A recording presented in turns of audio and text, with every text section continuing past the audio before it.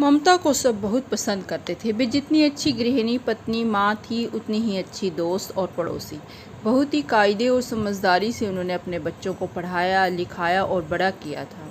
ममता ने पहले अपनी बेटी प्रिया की शादी मुंबई के अपने खाते पीते परिवार के इंजीनियर लड़के अरुण से की। प्रिया की शादी के 1 साल बाद ही ममता ने अपने बेटे आकाश की शादी उसी शहर के डॉक्टर परिवार की अच्छी पढ़ी लिखी बेटी मीना से की। प्रिया सीए थी और मीना एक फैशन डिजाइनर। दोनों बहुत कायदे से अपने करियर और घर दोनों का ध्यान रखते।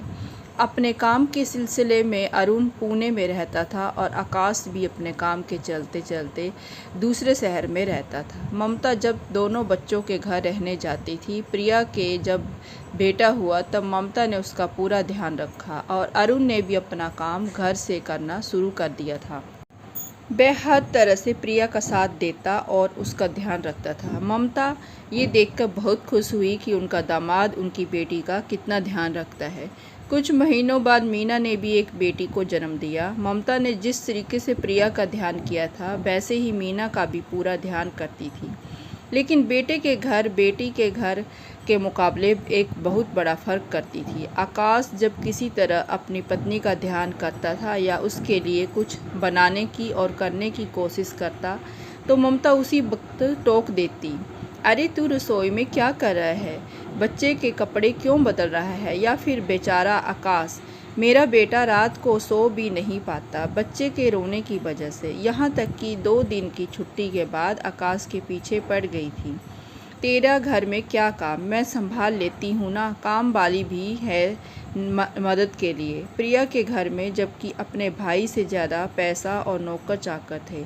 मीना को ये भेदभाव बहुत परेशान करता था। वह ममता की इज्जत करती थी और हर बात का ध्यान रखती थी, लेकिन दामाद और बेटे के अच्छे पति होने की उनकी जो अलग परिभाषा थी, वह मीना को बहुत तकलीफ़ देती थी। मीना के ससुर भी इस भेदभाव को लेकर परेशान थे। वे मीना के मन में दुख को अच्छी तरह समझते थे। उन्होंने कई बार मीना को प्यार से कहा, मैं अच्छी तरह समझता हूँ बेटा, और तुम भी समझती हो कि ममता बुरी नहीं है। पता नहीं दामाद और बेटे के फ़र्ज़ों में क्यों फ़र्क करती है। भरोसा रखो, सब ठीक हो जाएगा। मीना बहुत समझदार थी, इसलिए उसने अपने ससुर की बात की हमेशा इज्जत रखी। एक बार ममता और अरविंद प्रिया के घर में लौटे तो ममता बहुत खुश थी। देखो दामाद जी कितने अच्छे हैं, सुबह से प्रिया का कितना हाथ बटाते हैं, काम में और मुन्ने का भी ध्यान रखते हैं।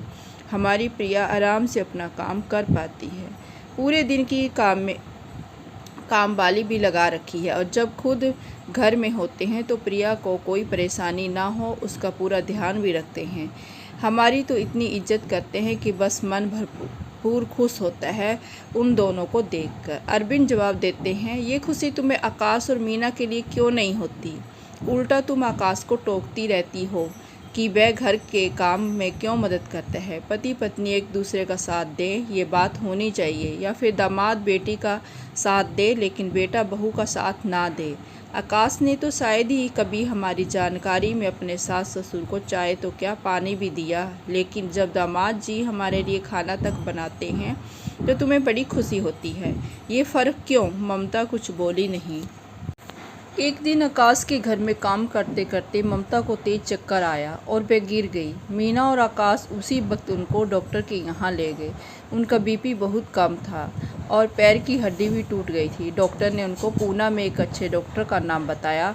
2 घंटे का रास्ता था। एम्बुलेंस में मीना ममता के साथ थी, पीछे कार में अरविंद और आकाश थे। ममता को अस्पताल में भर्ती करा दिया गया। ऑपरेशन के बाद ममता को जब कमरे में शिफ्ट कराया गया तो मीना ने आकर आकाश से कहा, आप और पापा घर जाओ, मैं ध्यान कर लूँगी।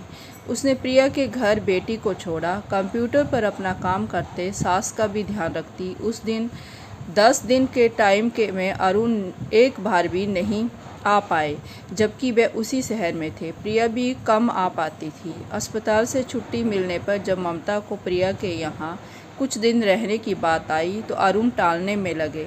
वैसे तो कोई बात नहीं थी, लेकिन देख लीजिए मम्मी को पता नहीं कितना आराम मिले। ममता चुप हो गई। प्रिया भी लाचार सी देख रही थी। मीना ने अपनी सास को हिम्मत दी, कोई नहीं मम्मी, एम्बुलेंस में आपको घर ले चलते हैं, थोड़ी देर का ही तो रास्ता है। वहाँ अकेले कैसे होगा, तुम्हें भी तो अपना काम करना पड़ता है, मीना ने बताया। मैंने 1 महीने की छुट्टी और ले ली है, आप चिंता न करें। ममता को बाद में पता चला कि उसकी वजह से मीना की तनख्वाह में कटौती की गई है। वह बहुत शर्मिंदा हुई। मीना की दिन रात की सेवा से ममता 1 महीने से पहले ही चुस्त दुरुस्त हो गई।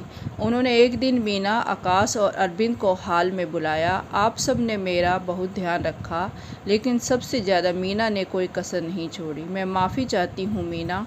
मैं हमेशा ये सोचती थी कि दामाद जी बहू से बढ़कर होते हैं। उनको मेरी बेटी का ध्यान रखना चाहिए, लेकिन बेटे को बहू का नहीं। अगर दामाद जी से बेटे की खुशी है, बहू से बेटे की। तुम्हें दुखी करके मैंने अपने बेटे को भी दुखी करा, मुझे माफ़ कर दो आप सब। मीना ने अपनी सास का हाथ पकड़कर अपने सर पर रखा और आंखों में आंसू की नमी के साथ मुस्कराई। उस दिन सभी खुश थे कि ममता को बहू और दामाद दोनों की अहमियत की पता चली। दोस्तों, उम्मीद करती हूँ दामाद जी या बहू दिल छूने वाली कहानी आपके भी दिल को छूने में कामयाब रही होगी। कहानी अच्छी लगी हो तो चैनल को ज़रूर सब्सक्राइब करना, शेयर करना और बेल आइकन को भी प्रेस करना, ताकि जब भी मैं नई वीडियो डालूँ तो उसका नोटिफिकेशन आप तक सबसे पहले पहुँचे। कहानी सुनने के लिए आपका तहे दिल से धन्यवाद।